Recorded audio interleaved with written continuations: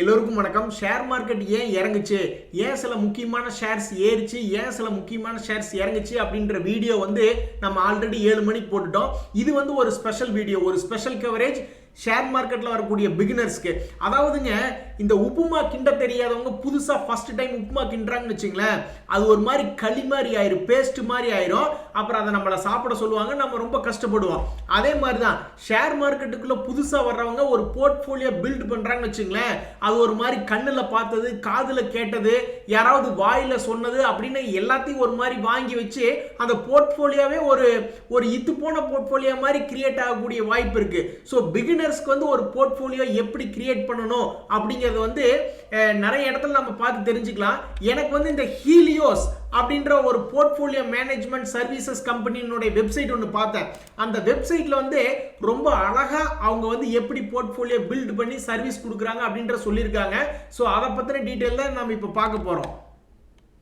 அதாவது இவங்க என்ன சொல்ல வர்றாங்கன்னா, நீங்க நிறைய ஷேர்ஸ் வாங்கி ஒரு போர்ட்ஃபோலியோ அப்படிங்கிறது உருவாக்குறீங்க. அந்த போர்ட்ஃபோலியோல மொத்தமும் ஒரு 1000 ரூபாய், ரிலையன்ஸ்ல ஒரு 100 ரூபாய், எஸ்பிஐல ஒரு 100 ரூபாய், ஐசிசி பேங்க்ல, கோட்டக் பேங்க்ல எல்லாத்தையும் 100 ரூபாய் போட்டு ஒரு 1000 ரூபாய்க்கு ஒரு போர்ட்ஃபோலியோ கிரியேட் பண்றீங்க. அது 2000 ரூபாயா மாறணும். 1000 ரூபாய் பணத்தை போடுறீங்க, அது 2000 ரூபாய் மாறணும்னு நீங்க விருப்பப்படுறீங்க. அப்படி பண்ணும்பொழுது நீங்க இந்த போர்ட்ஃபோலியோல எந்த மாதிரி ஷேர்ஸ் நீங்க எடுக்கணும் அப்படின்னா, குட் ஸ்டாக் செலெக்ஷன், நல்ல ஷேரா பார்த்து செலெக்ஷன் பண்ணணும். அதே மாதிரி ஒரு போர்ட்ஃபோலியோ கன்ஸ்ட்ரக்ஷன் கரெக்டா இருக்கணும் அப்படின்றாங்க. போர்ட்ஃபோலியோ கன்ஸ்ட்ரக்ஷன் ஒரு உதாரணத்துக்கு கோல்டுல ஒரு 10%, பாண்டில் ஒரு 20%, ஈக்விட்டில ஒரு 30% இப்படி இருக்கலாம். இல்ல high beta stocks, low beta stocks இப்படி போர்ட்ஃபோலியோ கன்ஸ்ட்ரக்ஷன் பண்ணலாம். இல்ல growth shares, defensive shares, value shares இப்படி எடுக்கலாம்.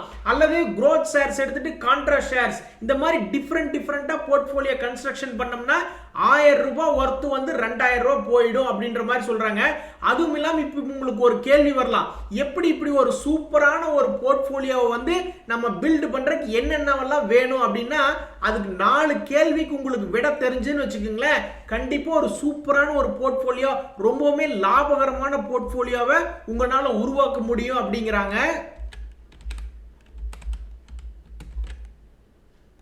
முதல் கோணல் முற்றிலும் கோணல்பாங்க. அது மாதிரி ஃபர்ஸ்ட் நம்ம பண்றதே தப்பாயிடக்கூடாது. ஸோ அப்போ அவங்க ஃபர்ஸ்ட் என்ன சொல்றாங்க, எந்த ஷேரை நீங்க வாங்கணும் அப்படின்னு முடிவு எடுக்கணும்னு வச்சுங்களேன், ஃபர்ஸ்ட் ஒரு ஸ்ட்ராங்கான ஒரு தீம் இருக்க, ஒரு பிக் பிக்சர் பாருங்க அப்படின்றாங்க. அதாவது எதிர்காலத்தில் ஆர்டிஃபிஷியல் இன்டெலிஜென்ஸ் நல்லா வரலாம், எலக்ட்ரிக் வெஹிக்கிள்ஸ் வரலாம் அப்படின்னு என்ன டாடா மோட்டர், அசோக் லைலாண்ட் அந்த மாதிரிலாம் எடுக்கணும். அல்லது ரெனியூவபிள்ஸ், இந்த அதானி கிரீன் எல்லாம் பாத்தீங்கல்ல, அவங்க எல்லாம் ரெனியூவபிள்ஸ்ல டாடா பவர்.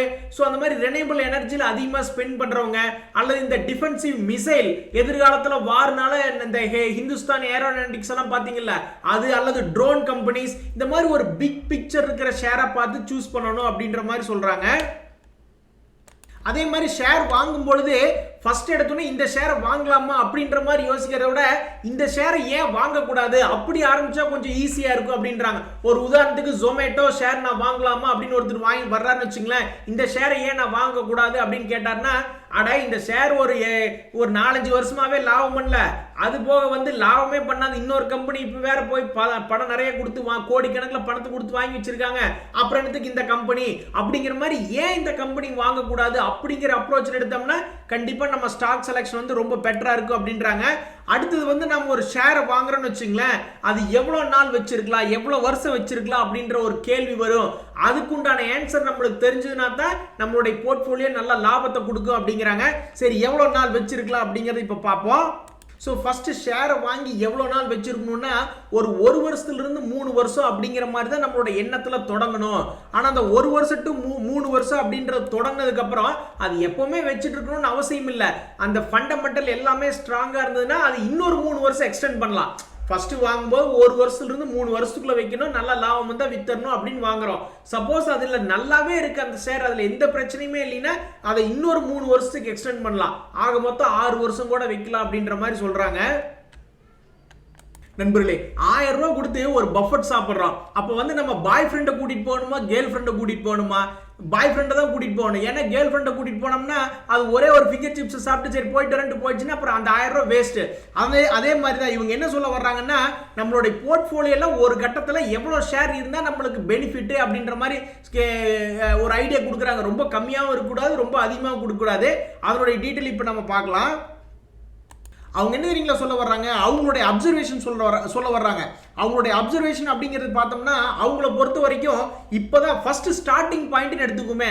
இப்போ ஒரு 10,000 கோடி அவங்க கையில் கொடுத்துட்டோம். இப்போ அவங்க ஃபர்ஸ்ட் எடுத்தோன்னே என்ன பண்ணுவாங்க, முதல்ல 1 வருஷத்துல இருந்து 3 வருஷத்துக்கு டார்கெட் இருக்கிற மாதிரி முதல்ல ஒரு 10 to 15 ஷேர் எடுப்பாங்க.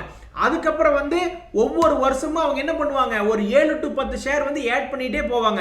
அப்போ at any point of time எந்த டைம் எடுத்து பார்த்தாலும் அவங்க கிட்ட ஒரு 30 to 35 ஸ்டாக் மட்டும்தான் இருக்கும். அதுதான் ஒரு பேலன்ஸ்டா இருக்கும். அதுக்கு மேல இப்போ 100 ஷேர் எடுத்து வச்சுட்டா எப்படி போய் நம்ம அதை பார்த்து மேனேஜ் பண்ணுவோம் அப்படின்ற மாதிரி அவங்களுக்கே ஒரு ரெஸ்ட்ரிக்ஷன் இருக்கு. ஸோ அவங்களோட எக்ஸ்பீரியன்ஸ்ல வந்து ஒரு 30 to 35 ஷேர் ஒரு இருந்துட்டா பெட்டர்.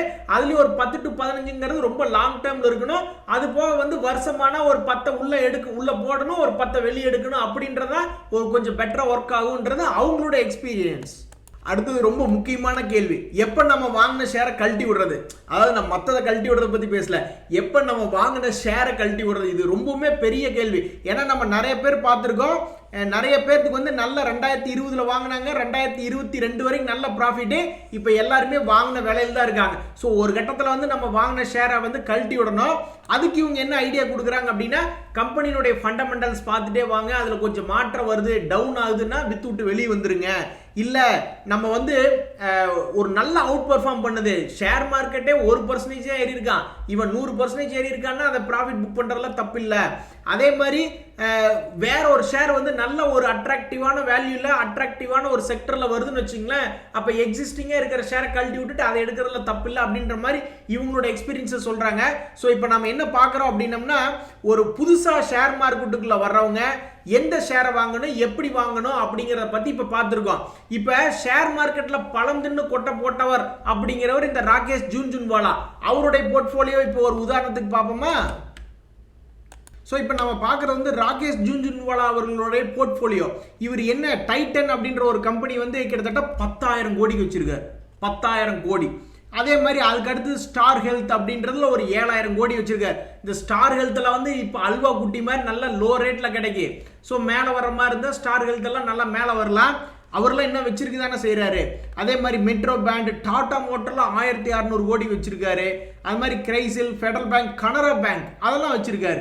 என்சிசி, ரேலிஸ் இந்தியா இப்போ லோ ரேட்ல இருக்கான், பட் அந்த ஷேரை கூட இவர் நம்பிக்கையா 410 கோடிக்கு வச்சிருக்காரு. ஸோ இவங்களுடைய போர்ட்ஃபோலியோ வந்து இவர் ஒரு ஸ்டைல பில்ட் பண்ணியிருக்காரு.